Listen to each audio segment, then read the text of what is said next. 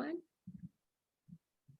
Hey, SpeakEasy Podcast listeners. Altovise here, your voice manager. I unmute the voice of women who are ready to speak up about what has kept her silent for way too long. This episode is going to be a great one. Why? Because we always think, is it too late? Is it too late to start? Is it too late to try? Is it too late to do? And the reality is it's never too late. We can enjoy our lives to the fullest, no matter what day it is for you. With that being said, I'm excited about my guest for today. Hello, Eleanor. How are you? Hello, Altovise. I'm delighted to be with you. It's going to be a fun 15 minutes. Yes, indeed. I'm excited about this. First and foremost, we started off by you saying that you went and jumped out of a plane? No, it's hang. Oh, no, you went hang gliding? Yeah, which is even more interesting. Woo! I think.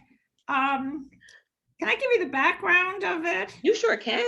And I first have to say that I'm 83 and my boyfriend is 79. And she does not look 83. I'm looking at her on camera. I know you guys are listening to this, but she does not look 83. Okay, keep going. And that's because I don't feel 83. I feel it in some ways, but in other ways, life is wonderful. It's wonderful. And I want your audience to pick up on that. Anyway, the story is that I have a boyfriend. I know him about 7 years because I'm a widow. And he's one of these guys who has a bucket list. And one of the things on his bucket list was to go what they call hang gliding, where a plane pulls you and you're sort of like on a big height, and you could flap your arms actually, but you're actually strapped in, but it feels like a kite, and you're gliding and you actually glide to the bottom.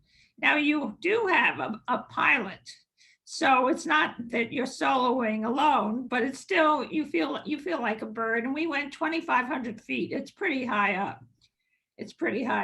Anyway, for his birthday, I decided to get him something on his bucket list.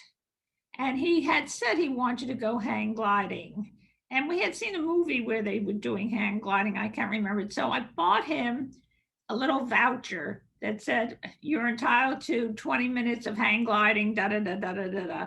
And he said, oh my goodness, I really want to go. And I want you to come with me. And I said, Don, I love you. I think it's wonderful. But my idea of a bucket list is a week in the Canyon Ranch Spa in Arizona. I'm there with you. Yes. I could do their massages. I honestly don't value. It's not on my bucket list. And, he looked dejected. I can't explain it except that, he's a sweet guy. And he just either needed my support or wanted me to share it or didn't want to go alone. So eventually I said, okay, I will go. So I went as well.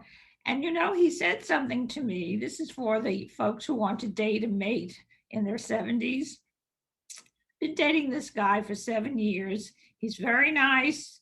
We've had our breakups. We've gotten together again. But he said to me, as we were both going to go hang gliding, he whispered a sweet nothing to me that I won't repeat because I'm sure he doesn't remember it, but he had never said it before. It had the word love in it. And I said to myself, he really appreciates my doing it. And he was actually very proud of me for doing it. So looking back, it deepened our relationship. It gave me a few brownie points in life. And I can come here and say to you, I'm glad I was pressured a little bit into trying it because I think I'm having more fun for it.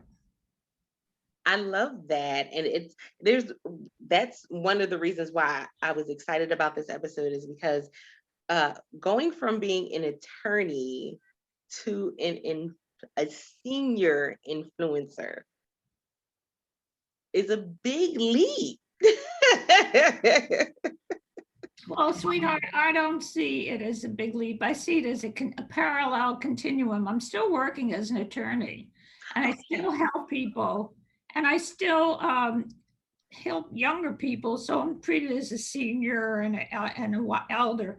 But I also have morphed into a hottie, a senior hottie, and I'm having a wonderful time doing both. I'm having a wonderful time doing both.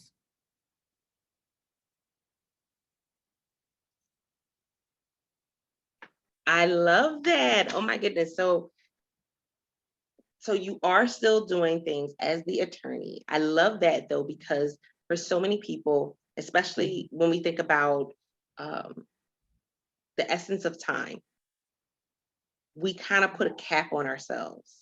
And even with the story that you just shared, we put a cap on ourselves as to what we can do. Oh, I can't do that anymore. I can't go there anymore. And the reality is, it's all that mindset. So for you to switch your mindset to to say, okay, I'll go. What was one of the things that you had to say to yourself or really had to sit down and think about?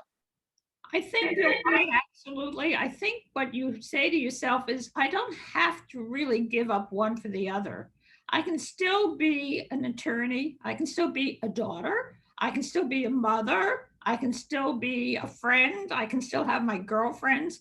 And I can also make speeches and go around and say, join me. I'm having a ball as an old hottie. And I think you can have it all. I really think it's a mindset. I think it's a mindset. And I think many of us tend to compartmentalize ourselves too much and don't let ourselves try other things and not give up. Don't give up. You can hold on to other things. Just don't limit yourself. Oh, most definitely. So I love this because Eleanor actually is the author of the book Secrets of Dating and Mating After Medicare, a journey into the incredible world of dating, loving, and marrying of singles over 60. We all, for the longest time, there was this idea that the midlife crises, everything just falls apart. And we even, and depending on what culture you're in, you look at seniors and you're like, oh, they can't enjoy themselves. They can't do this, they can't do that. But I think even in today's society, we've seen that that's nowhere near the case, especially now. We see all ages doing everything from TikTok videos to enjoying hang gliding and going and really living the life that they chose to live. And I think it's really important for us to highlight that, because something that our seniors have that we as the younger generations do not have is experience. Right. You having a program is you having me on your program is a way of exposing the fact that seniors are still part of society and we're not different. And in some ways, we're fun to be around. And we love having your age group with our age group, and we can share. It's not we don't go into another world really. It's a fun, and it can be fun. Although, I do have people who say I don't feel well. I'm limping, I have a bad hip, I have diabetes. And I say, yes, it's true. We're probably more sick than the younger folks, but we need to compartmentalize it and just deal with it as an issue. And I do say in my book, which by the way is a series of interviews with 100 folks, I do talk about a woman who's on a walker, who goes online and flirts with a guy, and she tells him she's on a walker and she was dating men who had canes, and she developed a relationship. So you really shouldn't hide yourself. Being disabled to some extent or not being well to some extent doesn't really cut you out of society. There are other people who don't mind being like that, or who might feel more comfortable being with someone like them. And then I also love this whole idea of reset my clock. And so how did you come up with that for the name of the company and of what you're doing that reset my clock?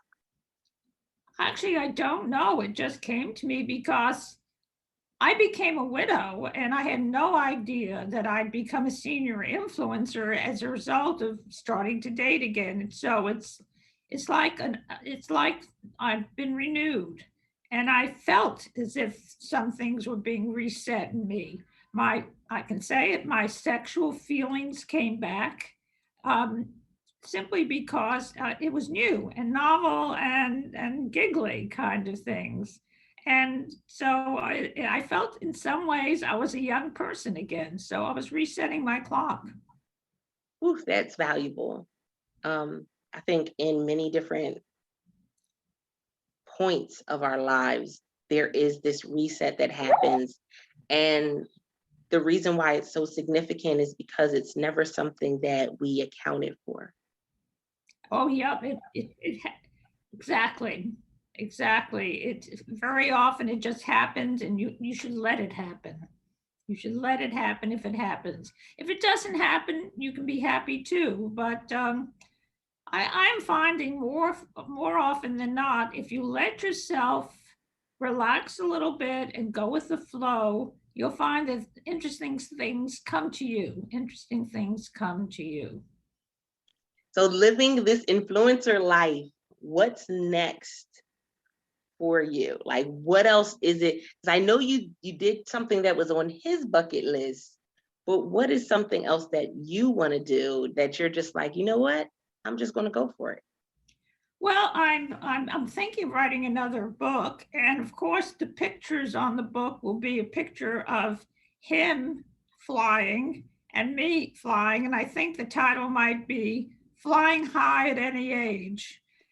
If I do that, yeah. So I have, I want to continue being an advocate for older folks and talking to folks your age group and to the people who listen to you um, about the beauty of growing older and the fun of life.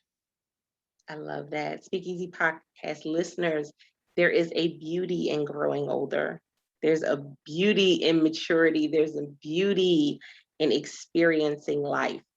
And for far too long, we've allowed ourselves to kind of just exist instead of live. And if you hear nothing else from this episode, it's time for you to live. I just want to add, which kind of surprises folks sometimes when I say, I'm 83, and to tell you the truth, I've never been happier. I love I'm at peace with myself. I'm no longer jealous of anyone. I don't feel pressure to be something that I'm not suited for.